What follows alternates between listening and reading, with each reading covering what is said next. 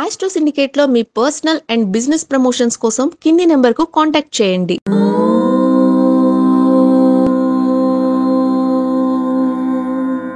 ఓం శ్రీ గురుభ్యో నమః. హరి ఓం.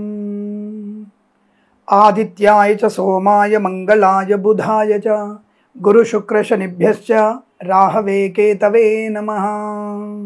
సర్వమంగళ మాంగళ్యే శివే సర్వార్ధ సాధికే శరణ్యే త్రయంబికే గౌరీ నారాయణి నమోస్తుతే. అందరికీ నమస్కారం. సెప్టెంబర్ మాసం వచ్చేసింది. సెప్టెంబర్ మాసంలో అనేక పండగల సమాహారం కూడా ఉంది. ముందుగా అత్యంత పరమ పవిత్రమైనటువంటి పుణ్యకార్య ఆచరణకి భగవంతుడు మనకు కల్పించినటువంటి ఒక సదవకాశం.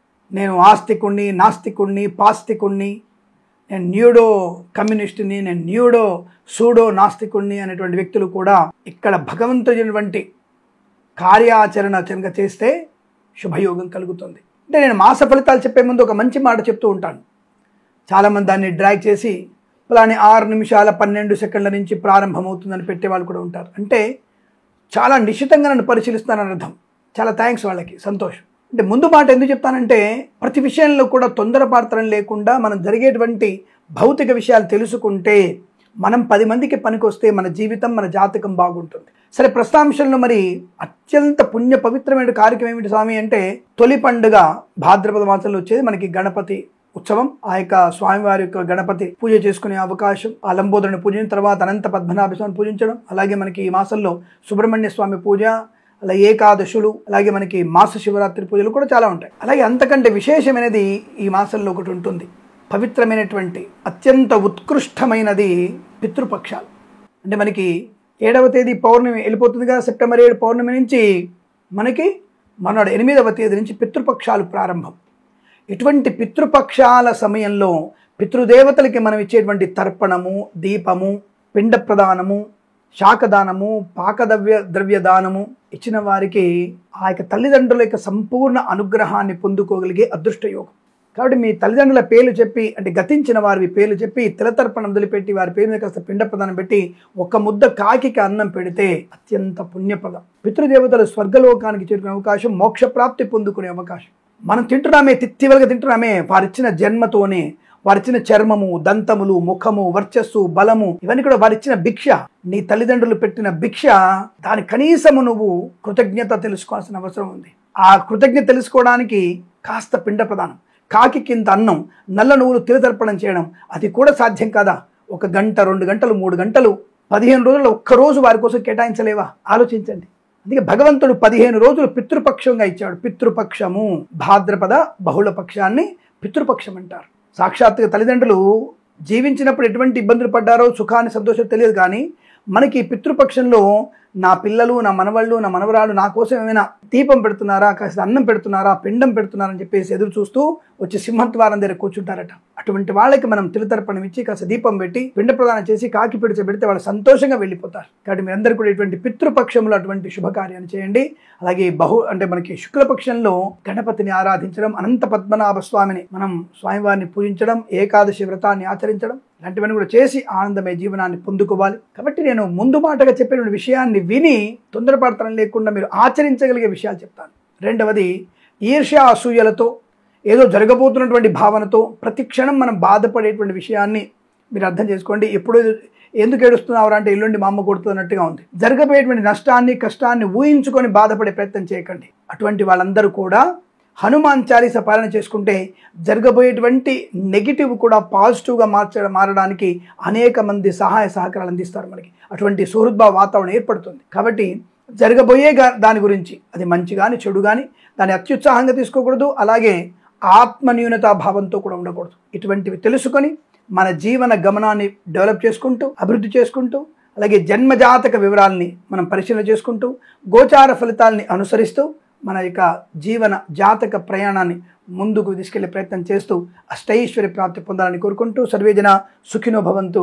నా మాట విన్నందుకు, ఇటువంటి మాటలు విని 10 మందికి చేరవేస్తున్నందుకు కృతజ్ఞతగా ఉంటూ, తప్పకుండా మన ఛానల్ని మీరు సబ్స్క్రైబ్ చేస్తారని, తొందరలో మనకి మిగిలినటువంటి 4 లక్షల చిల్లర సబ్స్క్రైబర్స్ రావాలని మనస్ఫూర్తిగా కోరుకుంటూ, మీరు అలాంటి సహకారాన్ని అందిస్తారని కోరుకుంటూ, ఇక మనం సెప్టెంబర్ 2025 మాసంలో ఉన్నటువంటి మాస ఫలితాలు ఎలా ఉన్నాయో తెలుసుకునేటువంటి ప్రయత్నం చేద్దాం.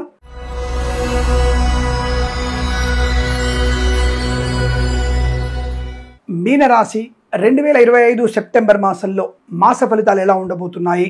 ఈ సెప్టెంబర్ మాసాన్ని 4 వారాలుగా విభజించుకున్నప్పుడు 1వ వారమే దెబ్బ మీద దెబ్బ పడే అవకాశం. అసలు అనుకున్న పనులన్నీ కూడా అసలు అస్తవ్యస్తంగా గందరగోళంగా ఉంటాయి. వాతావరణం కూడా గందరగోళం ఉండడం, ముఖ్యంగా రైతులు కూడా ఇబ్బంది పడేటువంటి అవకాశాలు ఎక్కువగా ఉంటాయి. జాగ్రత్త. 2వ వారంలో మంచి శుభయోగాలే, అద్భుతమైనటువంటి శుభయోగాలు, ఆనంద యోగం, ఆరోగ్య లాభం, ఐశ్వర్యము, share market speculation, communities, crypto currency, bit coins, lottery చూడడం వల్ల విపరీతమైన ధనయోగం పొందుకునే అవకాశం. 3వ వారంలో మళ్ళీ యావరేజ్ ఫలితాలు. ఎంత పని చేసినా పేరు రాదు, ఎంత పని చేసినా ధనం రాదు, ఎంత వ్యాపారం చేసినా అనుకూలమైన ఇబ్బందులు, వ్యాపార భాగస్వామితో ఇబ్బందులు. మనం 10 రూపాయలు ఖర్చు పెడితే వాడు 20 ఖర్చు పెట్టిన అంటాడు. ఆ 20 రూపాయలకి లెక్క ఇవ్వండి, సరిగ్గా లెక్క రాకపోవడం.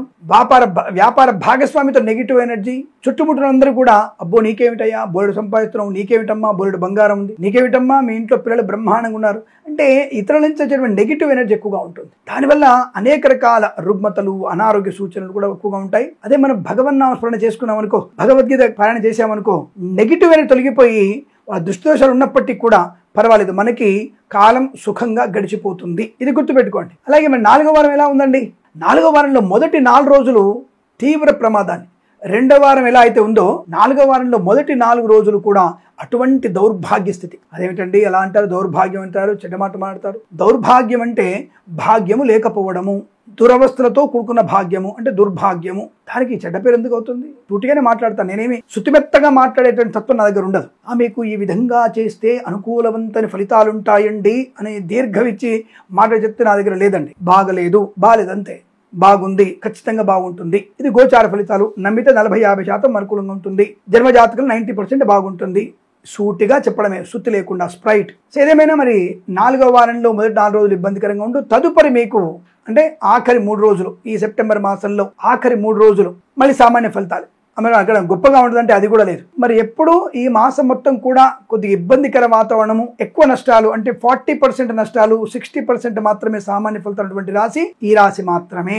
కాబట్టి మీరు 2వ వారంలో, 4వ వారంలో డబ్బు విషయంలో, ఉద్యోగ విషయంలో, వ్యాపార విషయంలో, వ్యవహార విషయంలో, కుటుంబ సంబంధ సమస్యల గురించి జుగుప్సాకరమైన ఫోటోలు వీడియోలు షేర్ చేసుకుంటున్నారే, అది కూడా మీకు ప్రమాదాన్ని కలిగిస్తుంది. మీ పరువు బజారుకు వెళ్ళడం ఖాయం. లేనిపోని అవస్థలు, ఇబ్బందులు, చికాకులు, తొందరపాటుతనము, అనామకులతో అవమానాలు. మరి ఇటువంటి విషయాలు జాగ్రత్తగా ఉండాలి కదా. అందుకనే కాస్త అప్రమత్తంగా ఉండడం, శృతి మించి రాగాన పడుకుని ఉండడం, ఎక్కడికక్కడ మౌనమే. ఖర్చు విషయంలో కానీ, అలాగే డబ్బు విషయంలో కానీ, ఉద్యోగ విషయంలో కానీ, విద్యా ఉద్యోగంలో కానీ, ప్రయాణంలో కానీ మౌనమే శరణ్యం. ఈ మాసం మొత్తం కూడా మౌన దీక్ష తీసుకోండి. ఈ మాసం మొత్తం మౌన దీక్ష. ఎందుకంటే లేనిపోయిన నిందారోపణలు మీద పడతాయి, జాగ్రత్తగా ఉండండి. అలాగే ఈ యొక్క వినాయక చవితి మంటపాల దగ్గర కూడా అనవసరంగా మాట్లాడకండి. ఈసారి కమిటీలో మీరు ఉండకండి. ఏదైనా పని ఉంటే, సహాయం ఉంటే వచ్చేసేయండి. కానీ కమిటీలో ఏమన్నా డబ్బులు ఎంత ఖర్చు పెట్టా, ఎంత డబ్బులు వచ్చాయి, లడ్డు నేను వేరే పాట పాడతా, ఇంకోటి చేస్తా, ఇటువంటి పెత్తనాలు చేయకండి. ప్రమాదంలో పడే అవకాశాలు ఉంటాయి. ఊరేగింపులు వెళ్తున్నప్పుడు జాగ్రత్త, ప్రమాదంలో పడే అవకాశాలు. పాపం గణపతి తెస్తున్నప్పుడే జూలై మాసంలోనే పాపం గణపతి తెచ్చినప్పుడు 2-3 సంఘటనలు జరిగి పాపం వాళ్ళు స్వర్గస్థులయ్యారు. మంచి పనితో భగవంతుని యొక్క సేవ చేస్తూ వాళ్ళు గతించారు. సరే, స్వర్గానికి వెళ్ళి ఉంటారు వాళ్ళు, అందులో సందేహం లేదు. కానీ తల్లిదండ్రులకైతే కడుపు కోత ఉంది కదా. అలాగా ఇప్పుడు కూడా మనం చేసేటువంటి నిమజ్జన కార్యక్రమాల్లో జాగ్రత్తగా ఉండండి బాబు. అనవసర అత్యుత్సాహము తల్లిదండ్రుల కడుపు కోతకి గురి చేయకండి. కనిపెట్టుకుని ఉండండి. ఘర్షణలకు దూరంగా ఉండండి. పెద్దవాళ్ళు చెప్పిన మాట వినండి. మద్యపానానికి దూరంగా ఉండండి. జల విహారాలు వెళ్ళకండి. ఈ వినాయకుడిని నిమజ్జనం చేస్తున్న సమయంలో ప్రమాదంలో పడకండి. ఈత వచ్చిన వాళ్ళు మాత్రమే ఆ స్వామివారి యొక్క నిమజ్జన కార్యక్రమం పాలు పంచుకోండి. ఈత రాని వాళ్ళు దూరంగా ఉండండి. ఇది తెలుసుకోండి. తల్లిదండ్రుల ముందు కఠినంగా ఉండండి, కట్టడి చేయండి, కాళ్ళు విరగ్గొట్టి కూర్చోబెట్టండి. అది సాధ్యం కాదు. వాడు బయటికి పోయి పెగ్గుల మీద పెగ్గులు వేసుకుంటూ దేవుని ఊరేగించే సమయంలో ఎవర్రా మీకు చెప్పింది మద్యపానం చేయమని? ఒక మంచి పని చేస్తూ సావాస దోషంతో చేసినటువంటివి ఒకసారి మీరు వెళ్ళి చూడండి. మార్వాడి వాళ్ళు, గుజరాతీలు, రాజస్థానీ వాళ్ళు ఎలా చేస్తారు నిమజ్జనం చూడండి ఒకసారి. వాళ్ళు నిమజ్జనం చేస్తారు. ఏమాత్రం మద్యపానం చేయమని చేయరు వాళ్ళు. మనకి మాత్రమే సావాస దోషంతో, మరకలతో మనం తిరిగి మనం చేసుకున్నటువంటి అప్రతిష్ట పాలవుతున్నాం. మనం ఒక పద్ధతి లేకుండా పోతుంది. చాలా పద్ధతిగా పాటించాలి మనం. స్వామివారి నిమజ్జనం అంటే అదొక వేడుక. ఆ వేడుకల్లో అపశృతులు ఎందుకే జరుగుతాయి? మద్యపాన సేవలు ఫుల్గా తాగి ఎగరడం. అంత ఎగరమని ఎవరు చెప్పారు? ఆ 3 మారు 4 మారు ఎందుకు మనకి అవసరమా? హాయిగా మంచిగా కాస్త కోలాటం ఆడుతూ సరదాగా మనం వెళుతూ ఆ యొక్క భజన చేసుకుంటూ భగవంతుడు నామస్మరణ చేసుకుంటూ గ్రూపుగా డ్యాన్స్ వేసుకుంటూ ఒక బతుకమ్మ ఆడుతున్నట్టుగా స్వామివారిని వేడుక తీసుకెళ్లేటువంటి క్రియ చేయొచ్చు కదా. అడ్డదిడ్డమైనటువంటి డాన్సులు ఊపుకుంటూ వెళ్ళడం ఇవన్నీ కూడా ఏమాత్రం మంచిది కాదు. శరీరాన్ని అలసిపోక్కర్లా, శరీరంతో పాటుగా భగవంతుణ్ణి ఆనందంగా తీసుకెళ్ళాలి, భగవంతుని ఊపుతూ తీసుకెళ్ళక్కర్లా ఆయన్ని. ఆ విషయం గమనించుకోండి. ఇది మీ మంచి కోసమే, నా మంచి నేను ఏదో నెగిటివ్ అనడం లేదు. నేను గణపతి నవరాత్రులు చేస్తాను, నేను కూడా బ్రహ్మాండంగా ఉదయం నేను కూడా వెళ్ళాను, మేము కూడా డ్యాన్సులు వేసాం, దానికి ఎటువంటి ఇబ్బంది లేదు. అంటే పరిమితి, ఆ పరిమితిని బట్టే మనం ఉండాలి. అటువంటి జాగ్రత్తలు తీసుకుంటే ఈ మాసంలో ఈ రాశి వారికి జాగ్రత్తగా ఉంటుంది. వ్యాపార రీత్యంగా ఫార్మా, సిమెంటు, ఐరన్, ఇటుకలు, ఇసుక, రాగి, ఇత్తడి, మైనింగ్, కన్స్ట్రక్షన్, రియల్ ఎస్టేట్, మద్యపాన, హోటల్ వ్యాపారంలో రెండో వారంలో కాస్త జాగ్రత్త, మొదటి వారంలోనే జాగ్రత్తగా ఉంటూ రెండో వారంలో మీకు అద్భుతమైన ప్రయోజనాలు ఉన్నాయి. సుఖము, సంతోషం, ఆనందం, ఐశ్వర్యం, విద్యాలాభం, ఉద్యోగ లాభం. రెండో వారంలో విపరీతమైనటువంటి రాజయోగం కూడా ఉంది. ఆకస్మిక ధనప్రాప్తి కూడా ఉంది. విదేశాలు వెళ్ళగలిగే అవకాశాలు, విద్యా సంపన్నత, ఉద్యోగ లాభాన్ని పొందుకోవడం. మూడో వారంలో మళ్ళీ సామాన్య ఫలితాలుగా ఉన్నాయి. నాలుగో వారంలో కాస్త జాగ్రత్తగా ఉంటూ తప్పకుండా మీరు ధన గనుక వస్తువు ప్రాప్తి పొందవచ్చు. రెండో వారమే చాలా అద్భుతంగా ఉపయోగించుకునే అవకాశం. విద్యార్థులు, ఉద్యోగస్తులు, వ్యాపారస్తులకి మంచి లాభాలు. ఫార్మా, సిమెంటు, ఐరన్, ఇటుకలు, ఇసుక, ఆటోమొబైల్, ఎలక్ట్రికల్, విద్యాలయ, వ్యాయామ, చిట్ ఫండ్, ఫైనాన్స్ వ్యాపారంలో, సోషల్ మీడియా, సాటిలైట్ జర్నలిస్టుల వారికి, సీనియర్ సిటిజన్కి, మహిళా మండలి కూడా లాభవంతమైన స్థితి. Boutiques, beauty parlour, bamboo depot, బాణసంచి కర్మాగారం, టైల్ల వ్యాపారం, ముద్రణాలయం, గ్యాస్ వ్యాపారంలో కూడా రెండో వారంలో అద్భుతమైన శుభయోగాలు ఉన్నాయి. ఒకటో వారంలో తీవ్ర నష్టాలు ఉన్నాయి. మూడో వారం పర్వాలేదు. నాలుగో వారంలో మళ్ళీ కొంత ఇబ్బందులు, తదుపరి యావరేజ్ ఫలితాలుగా ఉన్నాయి. జాగ్రత్తగా ఉండే ప్రయత్నాలు చేయండి. ఒక వారమైన అద్భుతంగా ఉంది, ఆ వారాన్ని సద్వినియోగం చేసుకోండి. విదేశాలకు వెళ్లే నిమిత్తమై మీరు రెండో వారంలోనే విదేశాలు వెళ్ళండి, లాభం ఉంటుంది, ధనయోగం ఉంటుంది, ఐశ్వర్యం ఉంటుంది. షేర్ మార్కెట్ స్పెక్యులేషన్లో రెండో వారంలో పెట్టుబడి పెట్టవచ్చు, లాభాలు పొందుకోవచ్చును. ప్రభుత్వ ప్రైవేట్ సంస్థల్లో ఉద్యోగ లాభాన్ని పొందుకోవచ్చు, ప్రమోషన్ పొందుకోవచ్చు, రుణ విమోచనం, రోగనాశనాన్ని పొందుకోవచ్చు. విద్యాభివృద్ధి, ఐఎల్స్, జిఆర్ఈ టోపులను పరీక్షల్లో కూడా రెండో వారంలో విజయం సాధించవచ్చు. మత్స్యకారులకు సంపద, రొయ్యలు, చేపల చెల్లి వారికి లాభాలు. Boutiques, beauty parlour, bamboo depot, మానసిక కర్మాలలో రెండో వారంలో అభివృద్ధి. రైతన్నులకు కూడా రెండో వారం లాభాలు పొందుకునేవారు. మిగతా వారాల్లో సామాన్య ఫలితాలు ఉన్నాయి. జాగ్రత్త. ఒకటో వారంలో నష్టము, నాలుగో వారంలో కూడా కొంత నష్టాన్ని కనబడుతుంది. కాబట్టి అప్రమత్తంగా ఉండే ప్రయత్నాన్ని చేయండి. పెద్దవాళ్ళు చెప్పిన మాట వినండి. ఆస్తి పంపకాల గురించి ఈ మాసంలో గొడవలొద్దు. కోర్టు వరకు వెళ్ళకండి. కోర్టుకు వెళ్తే మీ యొక్క సమస్య తీరదు. 20 ఏళ్ళైనా సరే, 30 ఏళ్ళైనా సరే మీ యొక్క ఆస్తులు మీ చేతికి రావు. కోర్టుకు వెళ్లకుండా పెద్దల సమక్షంలో మీరు తప్పకుండా మీ ఆస్తి పాస్తుల్ని మీ వైపు అందరూ కూడా కలిసి కూర్చొని మనం రాయించుకునే ప్రయత్నం చేయండి. తద్వారా ఆస్తి పంపకాల లాభాలు ఉంటాయి. వేద పండితులు, పురోహితులు, బ్రాహ్మణత్వం, కులవృత్తుల వారికి, వైద్యులకి, వైద్య బృందాల వారికి, న్యాయవాదులకి, ఎల్ఐసి, మెడికల్, గృహ నిర్మాణాలకి, సోషల్ మీడియా జర్నలిస్టుల వారికి కానీ, డ్రైవర్లకి, పెయింటర్లకి, ఎలక్ట్రీషియన్స్కి రెండో వారమే లాభము. మిగతా వారంలో మూడో వారం కొంత సామాన్య ఫలితాలు, ఒకటో వారంలో, నాలుగో వారంలో తీవ్ర నష్టాలు ఉన్నాయి.